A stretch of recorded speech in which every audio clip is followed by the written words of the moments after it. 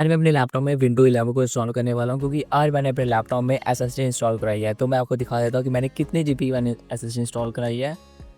तो ये रही मेरी डिस्क 1 एसएसडी 0%, क्योंकि अभी ये अनएलोकेट है, क्योंकि अभी मैं इसमें विंडो डालूंगा फिर इसको एलोकेट करूँगा। तो ये है 256 जीबी यहाँ पे है। मैं आपको दिखा देता हूँ, ये 239 जीबी यहाँ पे भी शो कर रही है, पर ये 256 जीबी मैंने इसमें एसएसडी डलवाई है। डालने के बाद अब मैं अपना जो ओएस है, विंडो का ओएस, वो मैं अपने एसएसडी में डालूंगा और अपने लैपटॉप की स्क्रीन को देखना चाहूँगा कि इंक्रीज़ होती है कि नहीं होती। सबसे पहले मैं अपनी पेन ड्राइव को बूट बनाऊंगा। ये मेरी पेन ड्राइव, ये मैंने ऑलरेडी बूट बनाई हुई है, क्योंकि बूट प्रोसेस काफ़ी लंबा होता है, इसलिए मैंने ये पहले कर दिया था। तो सबसे पहले आपको क्या करना है, विंडो डाउनलोड कर लेनी है। आप डायरेक्ट यहाँ पे सर्च करोगे विंडो 11 डाउनलोड, तो आपके सामने कुछ इस तरीके का इंटरफेस आ जाएगा। आपको नीचे स्क्रॉल डाउन करना है और यहाँ पे आना है डिस्क इमेज में आपको जाना है, और यहाँ पे आपको सेलेक्ट करनी है मल्टी एडिशन, क्योंकि यहाँ पे आपको सारे एडिशन देखने मिल जाएंगे। उसके बाद आप डाउनलोड पे क्लिक करोगे और यहाँ पे थोड़ा सा टाइम लगेगा। टाइम होते ही आपके पास यहाँ से आ जाएगा, आपको यहाँ पे लैंग्वेज सेलेक्ट कर लेनी है, इंग्लिश यूनाइटेड स्टेट। फिर आप कंफर्म करोगे। जैसे ही कंफर्म करोगे आपके सामने एक और नया इंटरफेस आ जाएगा। जैसे यार 60 बिट में हम इसे डाउनलोड करेंगे, क्योंकि विंडो 10 और 11 हमारी 60 बिट में आती है, तो हमारे यहाँ पर डाउनलोडिंग शुरू हो चुकी है। आपने विंडो तो इंस्टॉल कर लिया। अब आपको क्या करना है, जिससे आपकी जो पेन ड्राइव वो बूट हो सके, तो आपको क्या है, रूफस एप्लीकेशन को डाउनलोड करना है। ये है रूफस, आपको इसे डाउनलोड कर लेना है। तो जैसे आप यहाँ पे रूफस डाउनलोड सर्च करोगे तो आपके सामने कुछ इस तरीके का इंटरफेस आ जाएगा। आपको नीचे स्क्रॉल डाउन करना है, आपको यहाँ पे रूफस 4.7 आप इसको क्लिक करोगे इसके ऊपर, तो आपको रूफस डाउनलोड होना शुरू हो जाएगा। आप यहाँ पे देख सकते हो, ये डाउनलोड भी मेरा हो चुका है, क्योंकि काफ़ी छोटी सी एप्लीकेशन है, 1.6 MB की एप्लीकेशन है।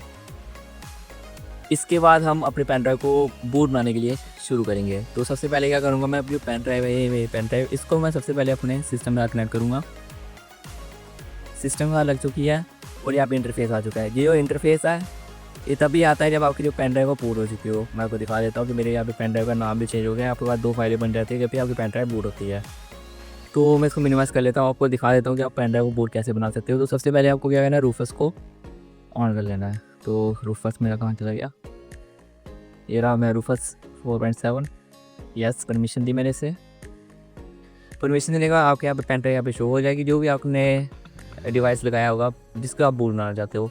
उसके बाद आप ऐसे सेलेक्ट पे क्लिक करोगे तो आपको यहाँ पे अपनी ISO फाइल यहाँ पे सिलेक्ट करनी है। मैंने वो डाउनलोड नहीं की हुई है, क्योंकि मैंने वो सारा प्रोसेस अपने लैपटॉप में किया था।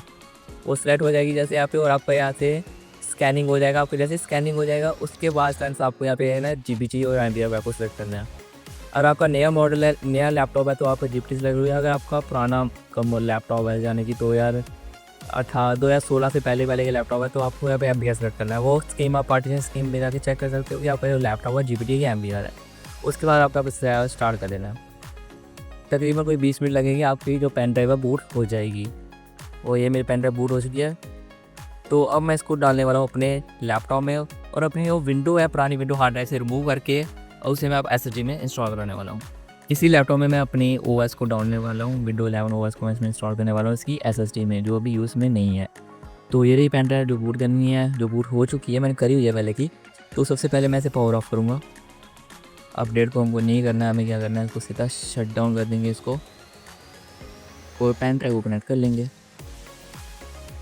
ये मेरे लैपटॉप का है बूट ऑर्डर, जहाँ पे मुझे क्या करना है, SanDisk को सबसे ऊपर मैंने सेलेक्ट किया हुआ है, USB हार्ड ड्राइव जो मैंने इसमें पेन ड्राइव लगाई हुई है ये वाली। इसको मैंने सबसे पहले प्रेफरेंस दिया है कि ये यहाँ से OS लोड करे, क्योंकि मैंने OS हार्ड ड्राइव से डिलीट करनी है, SSD में इंस्टॉल करनी है। तो मैं यहाँ से इसे एंटर करता हूँ। एंटर करते ही अब मैं आ जाऊँगा अपने बूटिंग सिस्टम में। अब हम आ जाएंगे तो इस प्रोसेस को काफ़ी ज़्यादा टाइम लगेगा, तो मैं ज़्यादा इसे मतलब टाइम स्लैब इसका बढ़ाऊँगा। ये आ चुका है मेरे पास इंटरफेस विंडो 11 सेटअप। तो मैं यहाँ से इसे पहले नेक्स्ट करूँगा, US रखेंगे, हम इंस्टॉल करेंगे विंडो 11, क्योंकि मुझे रिपेयर नहीं करना, मुझे विंडो SSD में इंस्टॉल करानी है। तो मैं यहाँ से नेक्स्ट करूँगा। मेरे पास प्रोडक्ट की भी नहीं है, तो I have not a product की यहाँ करूँगी। We are getting a few things ready. अब यहाँ पे हमें थोड़ा सा वेट करना पड़ेगा, और आगे आके मेरे पास पार्टीशन भी आएंगे, जहाँ पे मुझे अपनी विंडो को कौन से फाइल वैसे मुझे इंस्टॉल कराना है वो मुझसे पूछा जाएगा। तो यहाँ पे मेरे पास एडिशन आ चुके हैं, क्योंकि हमने मल्टी एडिशन विंडो डाउनलोड की हुई है। तो मैं विंडो 11 प्रो को यहाँ पे प्रेफर करूँगा। आपको यहाँ पे काफ़ी ज़्यादा विंडो बेस लिए मिल जाएंगी। मैं विंडो 11 लूँगा एंड नेक्स्ट। अब यहाँ पे आ चुका है हमारे पास कुछ सर्टिफिकेट, जिसको हमें क्या करना है, एक्सेप्ट कर देंगे हम इसे, क्योंकि मैं तो नहीं पढ़ने वाला। आपके पास अगर टाइम है तो आप पढ़ सकते हो।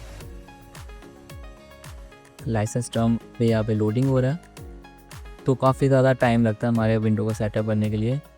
पर मैं यही देखना चाहता हूँ कि विंडो 11 जब मैं एसएसडी में इंस्टॉल करता हूँ, इसकी जो स्पीड है मेरे सिस्टम की वो बढ़ेगी ही नहीं बढ़ेगी। अब ये सर्च कर रहा है डिस्क की, इसमें कौन सी डिस्क लगी हुई है, सर्चिंग कर रहा है। तो अब हम एसएसडी में से इंस्टॉल कराने वाले हैं, क्योंकि जो मेरी एसएसडी है ये रही मेरी एसएसडी, अनएलोकेटेड स्पेस है जो 238, ये मेरी एसएसडी है जिसको मैं विंडो 11 में इंस्टॉल करने वाला हूँ। और जो मेरी हार्ड ड्राइव है वो ये रही हार्ड ड्राइव। तो इसको मैं यहाँ से फॉर्मेट कर दूँगा, इस पार्टीशन को फॉर्मेट करने के बाद ये बिल्कुल खाली हो जाएगी, और जो मेरी विंडो थी पहले वाली वो डिलीट हो जाएगी। तो मैं यहाँ से काफ़ी ज़्यादा पार्टीशन यहाँ से डिलीट कर दूँगा जिसकी मुझे ज़रूरत नहीं है, और बाद में मैं बना सकता हूँ जाके डिस्क मैनेजमेंट में जाके। तो जो मेरी ये हार्ड ड्राइव थी 930 GB की, ये मेरी पूरी खाली हो गई है, और ये तो हमारा सिस्टम रिजर्व्ड है। और ये है एक डिलीट पार्टीशन, मैं इसे भी यहाँ से डिलीट कर दूँगा। जिनकी मुझे नीड नहीं है वो मैं साइन डिलीट कर दूँगा, और रखूँगा सिर्फ एक पेन ड्राइव की, एक SSD की और हार्ड ड्राइव की। तो ये मेरे SSD है 238 GB में। मैंने दोस्तों से पूछा कि मैंने इसमें SSD इंस्टॉल कराई है, तो मैं इसी में विंडो इंस्टॉल करने वाला हूँ। यहाँ से नेक्स्ट करता हूँ। नेक्स्ट करने के बाद मेरे सामने आ चुका है install window 11 pro keep nothing, और यहाँ से मैं इसे इंस्टॉल कर देता हूँ। तो हमारी जो इंस्टॉलिंग वह शुरू हो जाती है। जब पूरा इंस्टॉल हो जाता है 100%, उसके आगे जो स्टेप हम करने वाले हैं वो आपको मैं दिखाऊँगा। जैसे ही आपका 100% हो जाएगा, आपको क्या करना है, पेन ड्राइव को रिमूव कर देना, नहीं तो आपकी जो प्रोसेस हुआ था अभी बूटिंग वाला वो फिर से स्टार्ट हो जाएगा। तो 100% होते ही आपको सबसे पहले पेन ड्राइव को रिमूव कर देना है, क्योंकि विंडो आपके लैपटॉप में इंस्टॉल हो चुकी है आपके सिस्टम में। तो अगर आपकी पेन ड्राइव लगी रह जाएगी तो आपका फिर से इंस्टॉलिंग होना शुरू हो जाएगा, बूटिंग होना शुरू हो जाएगा। तो ये देखिए विंडो हमारी इंस्टॉल हो गई है, इंस्टॉलिंग 100%। अब मेरे कंप्यूटर में विंडो आ चुकी है, और मेरे कंप्यूटर के अंदर ही सारा प्रोसेस किया होगा। अब आपको पेन ड्राइव को यहाँ से निकाल देना सिस्टम से। प्रोसेस कंप्लीट होने के बाद अब आपको अपने लैपटॉप में सिर्फ सेटअप करना है। तो मैंने आपको बताया कि हम कैसे अपने लैपटॉप में विंडो डाल सकते हैं। जैसे मैंने अपनी हार्ड ड्राइव से रिमूव की है, हार्ड ड्राइव को पूरा डिलीट किया, फिर मैंने पूरी विंडो जो नई विंडो मैंने डाली पूरी SSD में डाली है। तो मैं आपको दिखाऊंगा, लास्ट में बताऊंगा कि मेरी जो स्पीड है वो इंक्रीज़ हुई है कि नहीं हुई है। तो आप थोड़ा सा वेट कर लीजिए, तब तक मैं थोड़ा सा खुद में साइन अप कर लेता हूँ। SSD डालने के बाद तो मेरे लैपटॉप की जो स्पीड है वो थोड़ी सी इंक्रीज़ हो चुकी है। तो वैसे OS जब मैं स्टार्ट करता हूँ तो उसमें ये टाइम है वो कम लगा है पहले के मुताबिक। और SSD ने मेरी हेल्प की है, थोड़ी सी स्पीड्स की इंक्रीज़ कर दी है। तो ओवरऑल ये बताना चाहता हूँ कि एक्चुअली जब मैं SSD मैंने शिफ्ट किया तो मेरी जो स्पीड है इंक्रीज़ हुई है। तो आप भी अगर आपके लैपटॉप में अगर एक्टिव है तो उससे आप SSD में अगर शिफ्ट करना चाहते हो तो आप कर सकते हो। उससे आपकी लैपटॉप की स्पीड इंक्रीज़ हो जाएगी, परफॉर्मेंस भी थोड़ी सी बढ़ जाएगी।